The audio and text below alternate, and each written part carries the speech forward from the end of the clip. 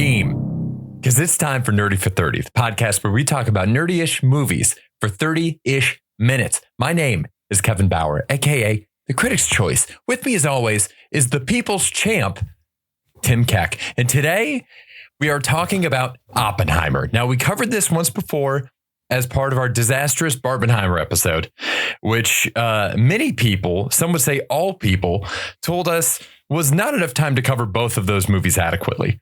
So we are here today again talking about Oppenheimer, which of course won Best Picture at the Oscars, which means, Tim, I got to know, what is your opening take on this movie? Kevin, I think it's even better on the rewatch. I'm all in on this thing. I think it's great. It's going to be on in my home a lot going forward. I like it even better now. Now that I know where it's going, I know it has an ending. I enjoyed the shit out of this movie. I really did. It's my fave. It's my favorite movie ever. It's not my favorite, but it's great. I thought it was great. What did you think about it, Kevin? Tim, I think Oppenheimer is a self-indulgent, fake intellectual buckshot movie that uses a sheet music metaphor to cover up a game of connect the dots. I've got another take. That's my downer take. I've got an upper take as well, if you want to hear that one. All right. My upper take is Oppenheimer is one of the greatest mind-bending filmmakers of all time, accomplishing the greatest magic trick of all, winning Best Picture with a superhero movie. What? What are you even talking about? This is a superhero movie, it's dude. Not a superhero Everybody's movie. In like, what way is it a superhero movie? He just made a superhero movie about a scientist. There is a scene in this movie where the theme song swells while Oppenheimer puts on his superhero costume, which for him just happens to be a blazer and a fedora and a little tiny pipe that I don't even think we ever see him smoke. But apparently that's part of like the Oppenheimer suit. That's his Batman utility belt. That part I love. He does shoot it like it's Batman. But there is this whole thing like it's Batman. There is way more ass kissing in this movie than any superhero movie I've ever seen. Even in Superman, they're not like, wow, Superman, you're so great. You're so cool. It's like we watch him do cool shit. But in this movie, it's just constantly like, wow, it's like Hamilton, where it's like, oh my God, yeah. They're just talking about this guy constantly, and it doesn't seem like there's enough to talk about, but they keep coming up with things to say. No, we are told that he's like a great thinker for his time. He was. I'm not trying to decry the real man. I want to make a delineation right now that when I'm coming at Oppenheimer, I'm coming at the portrayal of Oppenheimer in this movie, not the real man, the character Oppenheimer in the movie Oppenheimer. We are told all the time that he's this brilliant thinker. The only practical deep thinking we ever really see him do or hear about him is that he's bad at math. So it's like we're told this guy is incredible. He's very bad at math, though. But Einstein is too, so that's fine. Yes, I was going to say Einstein's also bad at math. Yeah. They are peers. Sure. Yeah, they're peers. Great. Awesome. In this movie, we don't ever really see him do anything that would prove to us as the audience that he is extremely intelligent. I think about movies like The Social Network or movies like, oh my God, I'm blanking. I had this prepared. I'm no Oppenheimer. I don't have the mental fortitude to be Oppenheimer, the character. But there are movies that have done a very good job of this, where they take a very simple thought and convey it to you, the audience, in a way that makes you think that the person is brilliant. Like the ability, it can be like a very tiny thing, like the ability to think about a problem from an angle that nobody ever has before. And then you're like, wow, this person's really smart. They never really do this. They don't spend any time proving to us that he's smart. They just tell us the whole time. Yeah, I guess that's true. I mean, they do show rooms full of people blown away by the things he's saying. So in that regard, he must be good at something. I mean, but all of his stuff is theoretical. He's just saying, what if a star, exploded? And I'm like, really, no one else has ever brought this up? This is the first time anyone in a college setting has ever thought about a star imploding. I don't know. I find that hard to believe for whatever reason. But you know what? Someone invented the wheel. Before that, there was no wheel. Yeah, so man. Somebody at one point sat down and said, if we made this round, we could roll it. And that was a revolutionary thought that we now take for granted today. So maybe he is the first person to think about stars exploding or why did a ship full of dynamite blow up. These are profound thoughts. I agree. They don't really show it in a satisfying way. And I was thinking watching this that Cillian Murphy, Oppenheimer, might just be a project manager. He might just be he might just be the CEO who takes credit for all the work of other people. I mean, there is that other character. Oh man, what's his name? Who's like working on the hydrogen bomb? Yeah, who seems to be way smarter than him. I was going to say the same thing. They give him moments where he gets to prove his smartness. He brings up the idea of really dense hydrogen. And then what is it? Like 15 minutes later in the movie, they say that is what the Germans are working on. And they all go like, hey. And I mean, to be fair, they say that it means they've taken a wrong turn. But still, it's like. They were talking about like heavy water, though, or something. Yeah, I don't think it was the same project. It wasn't the same thing as the hydrogen bomb. Okay. I think those are two different things. But I appreciate your point that it seems like he's surrounded with smarter people. And if you wanted to make the case that Oppenheimer is a glorified project manager, I would not fight you on that at all. I mean, maybe that's all he's good for is just coordinating people. It seems like, I mean, at one point, Teller says to him, you don't have any, you've turned your back on physics. You're a politician now. And it's like, yeah, that's what happens when you get promoted. And all of a sudden you're at the manager's meeting and you're on that Zoom with like a couple other higher ups on the company. Like you're not one of those pipsqueaks, like working the front lines. Like you're not getting your hands dirty. At some point he must forget about the physics and starts thinking about the ramifications of the physics, which is much more political than actual scientific discovery. But you know what's funny about that? You can lean into another biopic. You can lean into the Steve Jobs metaphor of what do? I play the orchestra. Like he's not one of the people playing one of the instruments. He's playing the whole orchestra at the same time. Yes. But what's hilarious about applying that analogy here is that they spend so much of this movie telling us about his communist beliefs. And then this guy goes out and takes all the credit for the work this team is doing. I think that maybe that was forced on him more than him taking it, but also he was the face of the project and that always ends up happening. I think what's also interesting about this is what a piece of shit Oppenheimer is. Like Oppenheimer as a dude sucks. People like him because he's brilliant, but he's so condescending and he's such an asshole and he's fucking everybody's wife. Like this guy, this guy is laying more pipe than, math equations in this thing. He's got his priorities in order and they're not physics first. He's such a scumbag. And yet, so I can see him taking this credit for things, but it also seems like he has been pushed forward as the face of it. And the whole movie is treating him like a god. So people are picking him up on their shoulders. It's his thing. They're glorifying him. So he's pushed into the limelight. He's embraced it. He's taken it on for himself. But it seems like Christopher Nolan thinks to some degree that he deserves it. Oh, he definitely does. I stopped counting about halfway through the movie, but by the time I stopped counting, I swear to God, there had been 7 times where people told him how important he was to his face. All the time. He's being told how important he is.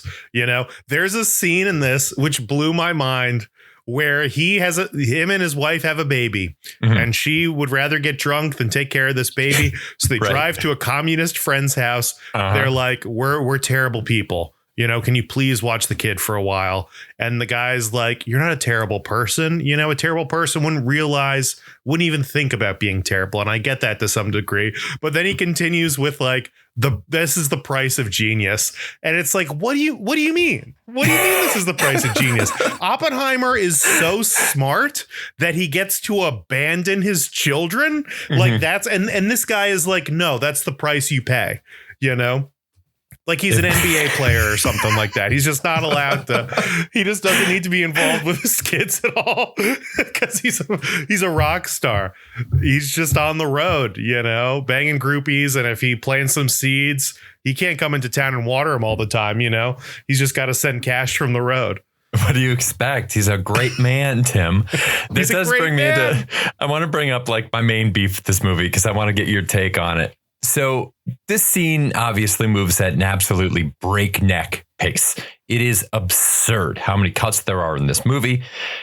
I mean, I think most of the problems that I have with the movie stem from the fact that nobody talks like a human being, because in order to make it through these scenes as quickly as they can, people have to come to emotional resolutions immediately. And there's no way to do that with natural language. So everybody sounds like a robot the entire movie. Yes. So like maybe that conversation happened in real life. I don't know the real Oppenheimer's life that well. Maybe the real life Chevalier did take in Oppenheimer's kid for a while. Maybe the real life Chevalier did eventually come to a point where he realized, maybe this is what I can do for society, the same way that Oppenheimer is helping the United States win this war. But I'm pretty sure it didn't happen in 15 seconds. So I understand that we want to cover a lot of ground, but I really feel like it comes at the expense of allowing us to realistically live in any of these moments and kind of take in these moments in a more naturalistic way. And I wanted to get your take on why you think this movie is cut as fast as it is, why you think Nolan's trying to cover as much ground as he is, instead of shrinking the scope of the movie so that we can live in it a little bit better. I was going to bring up Top Gun Maverick. I mean, we've talked about that a lot, how it's TikToks. Yeah, it's a bunch of TikToks. And Christopher Nolan has decided that he is going to go at this breakneck pace and just not let up. And I personally, I agree with everything you've said about this movie so far. I understand all of the critiques, but this to me scratches an itch. And on the rewatch, it's like really getting there, of like an Aaron Sorkin newsroom, like a rapid fire, maybe a Law and Order or something like that, where it's just a barrage of words from good actors. Like, I think the acting is great and they are rushing to get words out, and it cuts so fast, but it's so consistent that there is something I find incredibly comforting about this. This is Rebel Moon adjacent. Maybe something's happened to me, man. Christ. Where just the flaws of it, I gloss over the flaws and I just enjoy the thing that I'm watching in. So I mean, I could pick this apart, but I'm gonna just have it on in the background all day. Like, I enjoyed it so much more this time. I was dreading rewatching this because I was like, this is the last movie you want to rewatch. This is like 3 hours. It's gonna be a slog. And I think I watched it maybe in a couple different parts, like throughout a day, and it was fantastic. I loved it. And after seeing it and knowing what's coming, you start noticing all these things with the scenes and start picking up on different characters. And I think this will be the kind of thing that I end up watching a lot of times and picking up on different stuff every time. But that's interesting you say that, because Nolan is such a big theater head that I don't think he wants you to be able to watch it like that at all. I think if Nolan had his way, I think you're right. I don't think he wants people to have TVs, dude. He came out strong against people doing what we do on this podcast and reviewing things as amateur reviewers. Yeah, man. I'll tell you, I'm wrong about this. No, I don't think you are. You have an opinion, Tim. That's valid. I think I'm wrong. I think it's not the popular opinion. But I'd be curious to see if other people feel this way, that there is something comforting about it, that even though it is incredibly shallow, not in shallow. Honestly, I just started thinking about Rebel Moon again. But it has a similar thing to that with me, where it's like the vibe is so good that I don't care about the substance, which is honestly the opposite of how I feel about a lot of these movies in general, and pretty much all the movies we talk about. But sometimes the vibe is so good that I just enjoy it. And I think the acting is great in this. Kind of off topic, but I wanted to bring this up as a personal revelation, I think. Mm-hmm. Which, I mean, one of my least favorite movies of all time is Joker. It's terrible. Sure. I think it's self-indulgent. Mm-hmm. I don't enjoy watching actors act. Joker Absolutely. is a movie where they say, hey, look at this guy, watch him act. And so I was thinking with Poor Things, Emma Stone, she's a great actor. She's a great actress. Mm. Poor Things and the acting she's doing in that movie. Poor Things is a watch Emma Stone act movie. Yeah. It's Joker or Jace, where I appreciate Poor Things more. Joker is the worst thing I've ever seen in my life, but the similarity is that it is a watch Emma Stone act movie. Sure. Whereas Cillian Murphy carries the weight of this, but the words are propelling him forward and the plot is propelling him forward. And I feel like he's captivating. I am all in on it. I love Cillian Murphy in this. And it's just I feel like these are different contests that they are in, they're different. I was trying to compare them to athletes or something like that. Like Cillian Murphy is like letting the game come to him. He's just in the flow. He's feeling the rhythm of it. And Emma Stone is like, oh, I need to score right now, like driving to the basket, putting her head down.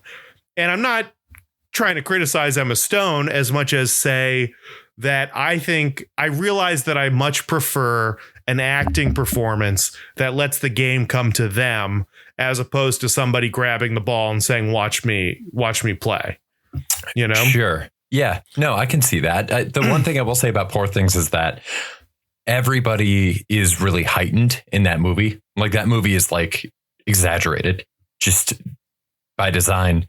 And I think everybody but Cillian Murphy in this movie is going for the Oscar. I think Cillian Murphy he's definitely more naturalistic than everybody else in this movie. I don't know. He looks very stressed out. We see him have a lot of nightmares about particles. Like this man is losing sleep over particles early in the movie. But I think that's the most extreme he really gets with anything. Meanwhile, Emily Blunt, holy moly, she was going for that best supporting actor thing. Dude. Matt Damon, Jesus Christ, he was going for it. The scene, I chalked this up as like an important mention for Cillian Murphy. The scene where he comes out of the room and he's like, "This is the most important thing that you will ever do in your entire life." It's like, calm the fuck down, dude. Dude, I thought that was so good. Where Cillian Murphy is just he's trying to convince this guy. He's trying to convince the scientist, like, hey, we're going to end the war. And this guy's like, man, why would I do that? And then Damon is like tired of hearing it. Like, what are you talking about? This matters. You're a pencil pusher. You spend all your time in the back of a lab, like theorizing about things and making things up. And what we're doing now is actually important. This will actually have an impact on things. And you're debating if you should get involved. Like, I get it. I thought that was great. After the pattern of like, it's because it seemed like Oppenheimer was putting the moves on everybody to convince them on. And then they hit you with Matt Damon just finally losing his cool and just screaming at some guy. And I think it just establishes that they're on completely separate pages of this project. Their priorities are different and they just have different views on this thing. And I loved it. There are people in this movie, and I think Emily Blunt is one of them. And I guess Florence Pugh, and then some of the they're the most famous people in this, but and then some of the other actors, maybe like Rami Malek or whatever. There's some people where I'm like, are they in the same movie as Cillian Murphy? There's some combinations of people like Cillian and Emily Blunt just seem like they could be in two different things, you know? Totally. And that was weird to me. I feel like Cillian Murphy and Florence Pugh are in two different movies, which I don't know. I think it's fascinating because I'm ready to ride and die with Cillian Murphy. I'm just on this train, and it's a train that's passing through the stations of all these other actors doing fun stuff and really swinging for the fences. So I think it's a fun ride, but yeah, some of these, the acting combinations are a little all over the place, right? You know what I think it is? Yeah, I think Cillian Murphy is in a Christopher Nolan movie. I think all these other people are in Oscar movies. I think people could smell it early. This is an Oscar contender, and they really got on board. So I feel like, as much as I love Flo Pugh, I feel like that was like a going for the Oscar performance. I feel like Damon was going for the Oscar performance. Robert Downey Jr. was absolutely going for the Oscar performance. I feel like Josh Hartnett was in a Christopher Nolan movie. Cillian Murphy was in a Christopher Nolan movie. Like, they feel more locked in to scenes that you would see in Inception than anything else that would be like going for the Oscar. Like, picture Michael Caine. Yes. I could watch Josh Hartnett and Cillian Murphy do like a whole thing together. Yeah, honestly, dude. I thought they were both great. They're both vibing. They're both on the same page. Them both being in the lab. All the scenes in those labs were like fire. But you're right. Then there must have been something else going on with these other actors. Like, Robert Downey Jr. is doing like a whole different thing. And that must be partially by design. You know, it's just Cillian Murphy is this stoic character passing through this world that's full of other crazy characters or something. I don't know. Maybe, yeah. I mean, certain people just kind of fit the tone. Like, this absolutely has a Nolan tone, and I do love the Nolan tone so much. They don't feel like anything else. Like, I think about movies of his that have that tone very strongly, and people that fit in so well, like Robert Pattinson in Tenet, phenomenal. I thought John David Washington in Tenet, also phenomenal, like perfect match. Michael Caine, obviously, Christopher Nolan All-Star. Gary Oldman, for sure, dude. Tom Hardy didn't do a ton in Dunkirk, but what he did do, I thought, fit perfectly. Mark Rylance on the boat. Well, yeah, with Bane too. Bane was great. It's, I don't know. There's just some people that like really lock it in. Oh, you know who was great was Marion Cotillard in Dark Knight Rises. Yeah. Oh, she seems like a Nolan person for sure. Yeah. Man. Yeah. She was in Inception too. Yeah, man. She's great. Yeah, this is, man, they're great. I just love Cillian Murphy so much. God, did you hear it this time? How much he sounds like Robin Williams? No. His Oppenheimer voice is dead on Robin Williams. Every single time he starts speaking, I think he's going to go into a Robin Williams routine. No. We got to get together, build a bomb. I bombed a few times on stage. Never taken out of city with it though. Like, it just feels like he's going to free associate out of nowhere. Maybe. I feel like he's locked in. He's doing his thing. He's got his head down. He's just pushing ahead. I feel like Robert Downey Jr. or not Robert Downey Jr. I feel like Robin Williams was just has a lightness to him that Cillian Murphy does not show up with at all. Oh yeah, he like, feels like a heavy one, but it's like he just sounds so much like him, and it drives me nuts.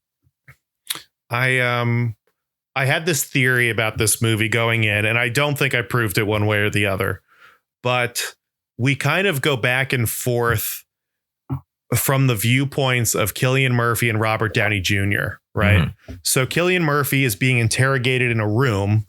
That's like, it's not a trial. He's being interrogated, interviewed there. And then Robert Downey Jr. is being interrogated in like a confirmation hearing for a cabinet seat. Right. Mm-hmm. And I had this theory going in that when Cillian Murphy is narrating, he is going to paint things in a much different light than Robert Downey Jr. does when Robert Downey Jr. is narrating. Okay. And I tried to follow it for a bit, and I thought it kind of worked. And then after a while, they don't go back to Cillian and Robert Downey Jr. They kind of leave that alone, go back, like really just dive into the main Oppenheimer timeline and then go back to it. So it kind of falls apart. But up top, I mean, Cillian Murphy is kind of presents himself initially. I guess he does talk about poisoning his teeth. Well, you know what? What was it? It seems like, yeah. So like so Cillian Murphy is like presenting himself as more of a sympathetic figure. Robert Downey Jr. comes in and is telling the story about Oppenheimer, saying, "Oh, so you're a lowly shoe salesman?" And Robert Downey Jr. says, "Just a shoe salesman." Yeah. And that's kind of how Robert Downey Jr. thinks of Oppenheimer. And then there's other scenes where it seemed like Robert Downey Jr. introduces the scene where Oppenheimer goes to the communist house party and meets Florence Pugh. Mm-hmm. And I think immediately he insults his brother and they walk off. Somebody's trying to talk to all of them and he just immediately like starts monologuing about himself and like blows it off. So I thought maybe that was there, but I don't know if I really locked into it hard. Do you think there is a narrator for this story? Do you think this is like the scenes we are seeing unfold are coming from a specific point of view? Or do you think it's just Nolan presenting this story and then the points of view we're getting are literally monologues from these other characters? Yeah, I think it's just Nolan presenting the story. I had a similar thought where I went to the movie last night thinking like, oh, okay, so Downey Jr. is kind of the framing device. Like his hearing is going to be narrating everything. There are a few moments where something that he says directly cues up something that then happens in Oppenheimer's version of the story. But I don't know necessarily that I think any of the events of the flashbacks that we see were colored that directly, because we do see that moment where Oppenheimer says, shoe salesman, like lowly shoe salesman, just shoe salesman. And then we see the moment with Einstein. I feel like maybe I interpreted it wrong though, because that moment with Einstein was definitely setting us up so that we could see from Downey Jr.'s point of view how he always feels like he is being stymied by these like great scientific minds. So like he's on this commission and yet like he's always playing second fiddle to these brilliant scientists. But watching the movie, there was never a point in time where I thought Oppenheimer had said something bad about Strauss.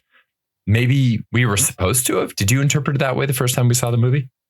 I don't know what Strauss's obsession with Oppenheimer is, unless it's really just that Oppenheimer embarrassed him during one hearing. Otherwise, I'm not sure why he dislikes him so much.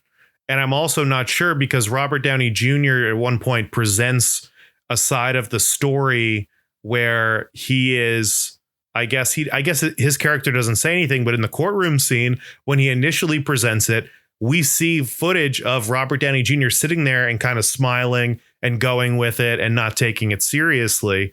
But then later it's revealed that it was actually very personal. It was a personal attack on him and he hated it. So it seems like in that instance, we're seeing things from Robert Downey Jr.'s view, or at least we're being shown his lie. And then we're being shown the real thing. I guess I'm wondering if we should be questioning the reality of anything in this movie. You know, is there anything that happens in this movie or Oppenheimer does where this is not actually how it happened? This is an interpretation from somebody else. Yeah, I didn't take it that way because I feel like we were shown a pretty neutral version of the story.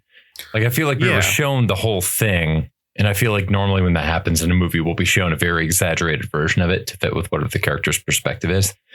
But I do think we are meant to go through it understanding that Strauss has a chip on his shoulder and feels like he's, you know, it's like a teacher, like those who can't. I feel like he is this person who found academia and he is in charge of working with all these people who are like coming to teaching after years of being groundbreaking scientists. And I feel like he feels very less than standing next to them and is like looking for excuses to think that they are looking down on him. Yeah. Yeah. I liked Strauss more in the rewatch because you see him up the beginning. But the first time we watched this, I was kind of like, why is Strauss showing up at the end of this? Like in some ways, the movie is about Strauss. Yeah. Which is weird. It's a little bit of a weird tonal change when the movie's called Oppenheimer. It's about Oppenheimer, but really it's about, you know, whether or not Robert Downey Jr.'s character was unfair to Oppenheimer. Yeah. So I don't know. It's weird. It seems like he's presenting this idea that these two are intrinsically linked and you can't have the fate of one without the fate of the other. And I just wonder why it's presented that way. Like, that goes back to my original question of like, this is a 3-hour movie with 1 million cuts. Like, they had to have shot 100 billion hours of footage to edit this thing together from. It's wild how many locations they have, how many actors. And I just wonder why he wanted that big of a scope. The thing that I see a lot of people locking in on in reviews of this movie is that line that Niels Bohr says to Oppenheimer early in the movie about, it's not sheet music. Anybody can read sheet music. It's about whether or not you can hear the music. And I was watching this one last night, trying to apply that analogy to the movie itself. And I guess maybe structure, maybe the individual scenes, maybe all those trappings that I'm getting upset about because he blew through them. Maybe that's the sheet music. And what he wants us to see is the music of him playing the movie at the speed that he wants. But what I can't grasp yet, and maybe this is a failing on my part, but I can't hear the music that he wants me to hear. I can't hear why he wants me to hear the music that way. You know, now I'm thinking at the end of the movie, maybe his whole message with this is like more like The Dark Knight, where it's like you either die a hero or you live long enough to see yourself become a villain. Sure. Like Oppenheimer has this arc where he is a hero, but Einstein is already warning him like things are going to be awful for you. And then there's going to be an arc where they are then going to worship you as a hero again. But that's to make them feel good. Mm-hmm. So it does seem like kind of two different plots, which is like Oppenheimer as a man being a fascinating figure, a very flawed figure who our introduction to him is him going to poison his teacher, by the way, which I forgot about after 3 hours in this movie. He injects poison into an apple like an evil stepmother to take out a teacher who like made a joke about him in a lab. Like, this is an unhinged human being. He's insane. It's Oppenheimer, and it's also just the way maybe our country or the bureaucracy treat assets like this, or manipulate things like this, or kind of take the best ideas for themselves and then take all the credit for it and leave it behind. I don't know what I'm exactly saying right now, but I know what you're saying. I'm picking up on it. You're agreeing. It's a superhero movie. Yeah, he's Batman. I guess it's like Batman but instead of that, Commissioner Gordon comes out and says that I am the one cleaning up the streets. Batman, he, like, oh God, Roosevelt's the one who drops the bomb. He's like, I dropped the bomb. Nobody cares who made it. Mm-hmm. Like, it'd be like if Commissioner Gordon's like, actually, I'm the one who cleaned up the streets. I sent the Batman in there, Yeah. Yeah, it's interesting. I'm going to watch it again. We'll see. Wow. See if I take anything different away. What about you, Kevin? You watching it again? You're just out on this movie completely. It's just not. It's just not for me. This one's a miss for me. I'll probably watch it again. I'll give it at least one more fair shake in the future. Maybe I need to come around to it. But I'm kind of fascinated by it, and I'm fascinated by how much everybody else loves it. And I can feel that I'm on the outside of this. So all I can really do is voice my opinion here and then just blend into the background, go back into the shadows. Are you okay with Oppenheimer winning Best Picture? No, fuck no. Oh my God, no, dude. Past Lives. Past Lives is the best movie I saw from 2023. Past Lives was incredible. I didn't see it, but if it wins in a future year, then maybe I'll watch it for the time. Yeah, that happens a lot, actually. It's like how Jaws won in 2004. Listener, what did you think? Are you in on Oppenheimer? Are you out on Oppenheimer? Let us know. Send us an email, nerdy430@gmail.com. We will read it on the show. We do not get many emails. We have read all the emails we've gotten. It is a direct pipeline between you and the other listeners of this pod. So fire one off. Stay nerdy, everybody. Bye. Stay nerdy. Bye.